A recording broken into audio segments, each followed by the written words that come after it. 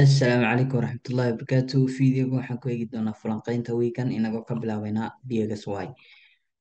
DXY DXY suuqani markii hore wuxuu ku socday down trend, markaa wuxuu sameynayay lower lows, lower highs, lower low. Marka lower highgeeni ugu dambeeyey waa kaas, waa la jebiyey. Markaa suuqani wuxuu isku bedelay, waa up trend buu isku bedelay. Halkaas uu wiigii hore marayay ayaan filayaa. Markaan waxaan ka rajeynayay in inta correction lasoo yar galo, sidaa kor loo aado, kadibna lasoo dhaco, kadibna downtrendkiisii lagu sii socdo. Laakiin suuqii waa uu isbedelay totally. Suuqii uu isbedelay, wuxuu uptrend ayuu isku bedelay. Marka imika wuxuu sameynayaa kani waxa weeyaan waa impulsive uu ahaa, kana waa correction, kana haddana waa impulsive. Marka suuqani uptrend wuxuu sameynayaa bahalka xaalaada impulse correction impulse. Markaa suuqani waxa weeyaan waa uptrend ayuu ku jiraa. Suuqan marka waxaan ka rajeynayaa DXY bishan waxaan ka rajeynayaa inay buy aado ilaa iyo meelaha sare la aado. Markaa suuqan waxaan ka rajeynayaa inuu buygiisa kusii socdo. Waxaan ka rajeynayaa inuu kan yahay correction, kadibna hal movement iyo aba, kadibna correction dheer lasoo geli doono, kadibna kor sidaa loo aadi doono. Marka movementiyo badan ayaa soo socda. Movementiyada waxa ka koowa waxa weeyaan down train yaroo correction oo dheer ayaa soo socda. Marka correction kaa dheer haddaad ka faa'iidaysanaysid waa ka faa'iidaysan kartaa. Chance badan oo ku siin doona insha Allah hadduu alla yidhaahdo. Marka markasta waxaa muhiima inaad suuqa jihadu u socdo aad ula socotid. Marka jihada suuqan weekend aan ka rajeynaya waxa weeyaan inuu korkiisa u sii socdo. Marka korkiisaas kani waa impulse dhaqaaqan socda waxa weeyaan impulsiga lagu socdaa impulse weeyaan. Marka impulsigani markiiba ilaa cirka sidaa uma tegee, waa inuu nastaa impulsigani. Marka impulsigani laga yaabaa inuu u dhimay hal movement iyo aba, kadibna uu correctionkii bilaabay. Marka wiigan waxaan ka rajeynayaa suuqa inuu kor yar aado, kadibna correctionkii soo bilaabo. Correctionka in muddaa lagu yar jiri karaa, kadibna up kala ayaa xigta. Marka movementigan haddii aad short time bahalka maxaa dhahdaa interday dhankaas aad tahay iyo scalping waad ku trade garan kartaa movementiga upka. Haddii kalena correctionka kale dheere soo socda waa sugi kartaa. Marka USD DXY-da waxaan ka sugayaa waxa weeyaan DXY-da waxaan ka sugayaa hal movement iyo aba iyo correction. Marka movementigan waad ka faa'iidaysan kartaa, kanna waad ka faa'iidaysan kartaa. Marka weekend intiisa hore waxaan ka rajeynayaa inuu kor ka aado. Marka DXY suuqani wuxuu u socdaa waa uptrend. Marka badanka lacagaha DXY-da wixii kasoo horjeeda oo dhan waxa weeyaan downtrend ayay noqonayaan. Marka Euro USD sidoo kale uptrendkaasaa lagu socday, uptrendkaasaa sidaa loogu socday. Laakiin waxaad arkaysaa uptrendkii in lasoo cunay. Marka imika maxaa lagu socdaa? Downtrend baa lagu socdaa. Marka suuqani hoos ayuu u socdaa. Marka waxaan ka rajeynayaa sida DXY-da oo kale inay in yar hoos soo aado, hal movement iyo ayaa harsan baan rajeynayaa oo ilaa xaggan hoose jebin kara, ilaa xagga hoose jebin kara. Kadib marka uu jebiyo correction dheer ayaa bilaabmi kara. Marka halkan movement waad ka faa'iidaysan kartaa. Haddii aad chance ka weydina correctionkan waad ka faa'iidaysan kartaa. Marka Euro USD correctionka dheer ayaa soo socda. waxaan rajeynayaa inaad correctionka ka faa'iidaysatid. Hor intaan correctionka la aadina hal movement iyo maxaa soo socda, hal movement iyo down ayaa soo socda oo ilaa iyo xaggan hoose la jebin karo, ilaa xagga hoose la jebin karo. Xaggan hoose waxa weeyaan waa liquidity, halkan hoose waa la jebinayaa. Laakiin waxaan rajeynayaa in weekend horaantiisa la jebiyo. Marka Euro USD waxaan ka sugayaa waa maxay?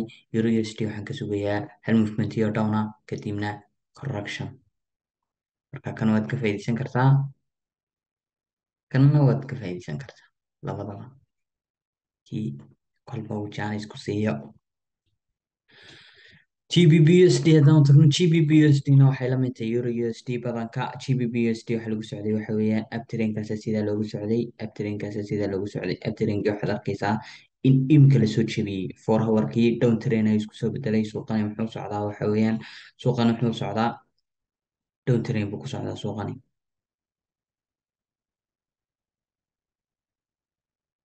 Suuqani down train buu ku socdaa.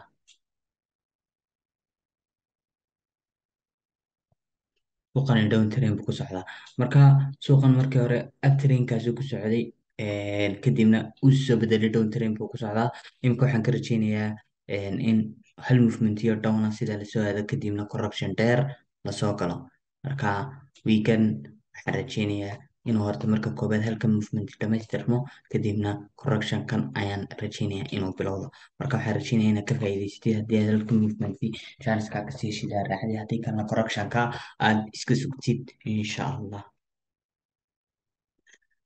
haddaan u nimaadno NZD waxay ku jirtay correction dheer ayay ku jirtay. Kani markuu yahay impulse correction, haddana impulse uu halkan yahay down trainkii uu dhamaaday, haddana uptrain baa bilaabmaday, uptrainkii haddana imka uu dhamaaday, down train baa bilowday, down trainkii xaggii sarun baa lagu soo noqday, halkii saraa lagu soo noqday. Kadibna waxaan ka rajeynayaa inuu kan yahay impulsigii, kan yahay correctionkii, kadibna uu soo dhici doono.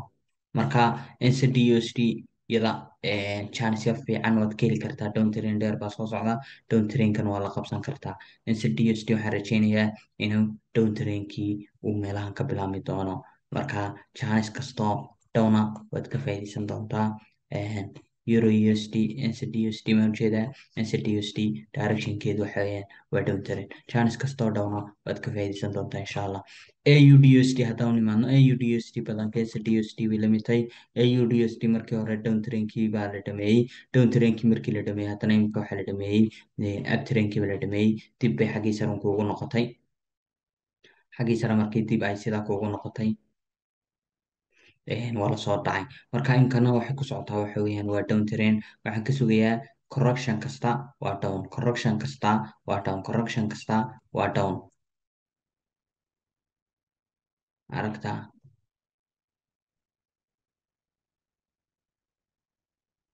Marka waxa weeyaan chance kastoo down traina waad ka faa'iidaysan doontaa insha Allah.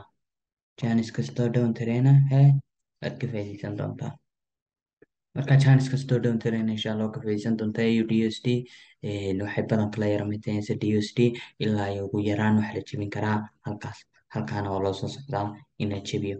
Marka labadaasiba waxa weeyaan liquidity weeyaan, waana la jebin doonaa insha Allah. Marka waxaan rajeynayaa in halkaa la jebiyo, suuqana aad ka faa'iidaysatid intaa down trainkaasi raacdid. AUD/USD CHF haddaan u nimaadno, USD CHF iyadu down trainkaasa markii hore lagu soo socday, down trainka dheer ayaa lagu soo socday in muddaaba down train ba ay ku socotay lacagtani, laakiin down trainkii waxaad arkaysaa in la jebiyey.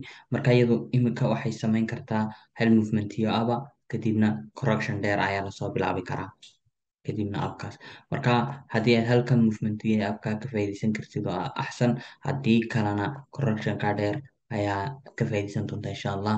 Exactly halkaa correction uu kasoo geli karaa, correction dheer oo ilaa meelahaas uu kasoo geli karaa. Marka waxaan rajeynayaa inaan correction kala soo gelino marka koowaad halkaa la cuno oo kor la yar aado. Marka suuqani wuxuu ku socdaa waa up train ayuu ku socdaa. Marka up trainka shorty impulse way inuu soo socdaa. Halkaa impulse waa ka faa'iidaysan kartaa ilaa meelahaas, ilaa meelaha, kadibna correction dheer ayaa soo socda. Marka correctionka dheerna insha Allah waa ka faa'iidaysan doontaa. Suuqani waxa weeyaan waxaan rajeynayaa inuu impulsigani aanu weli dhammaan oo halkaa sare la jebin doono, halkan sare la jebin doono. Kadib markii halkaa la jebiyo uu correction dheer soo bilaabmi doono. Marka one movement iyo aba, kadibna correctionka kolba kii aad chance ka heshid waad ka faa'iidaysan doontaa.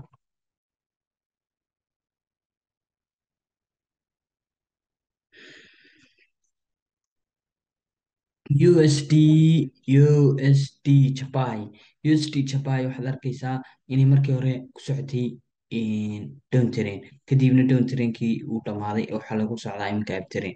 Marka USD Japai waxaan islaa meelahan buu ka bilaami doonaa down trainka dheeri, laakiin kama bilaamin, up trainkiisii buu aaday. waxaan rajeynayaa inuu correction dheer lasoo galo, kadibna haddana kor la aado. marka correctionkan waa ka faa'iideysan kartaa, up trainkaasna wuu soo socdaa sidaan rajeynaya. marka imika USD CHF, USD Japai, waxaan rajeynayaa down train. marka down trainka halka momentum downka laga yaaba haddii uu chance ku siiyo inaad ka faa'iidaysatid, haddii kalena up trainka kale ee soo socda aad sugtid. dahabka haddaan u nimaadno, dahabku dahabku markii hore wuxuu ku socday up trainkaasuu sidaa u socday, laakiin waxaad arkaysaa trainkiin lasoo jebiyey. markaa dahabka waxaan rajeynayaa inuu correction sidaa usoo galo, kadibna dhowr waxaan ujeedaa down train sidaa loo aado. marka correctionkan kama faa'iideysanayo, laakiin chance kastoo downa oo uu siiyo, halka ugu yaraan waa la jebin karaa, halkanna waa la aadi karaa, ilaa halkaasna waa la iman karaa. marka chance kastoo down traina waan ka faa'iideysanayaa, chance kastoo down traina waan ka faa'iideysanayaa. bahalka waxaa dhahdaa dahabka. marka intaasan ugu gabagabeynaya falanqeynta weekend. fadlan haddii aad nagu cusubtay channelka subscribe saar, haddii aad hore noola socdayna fadlan like saar.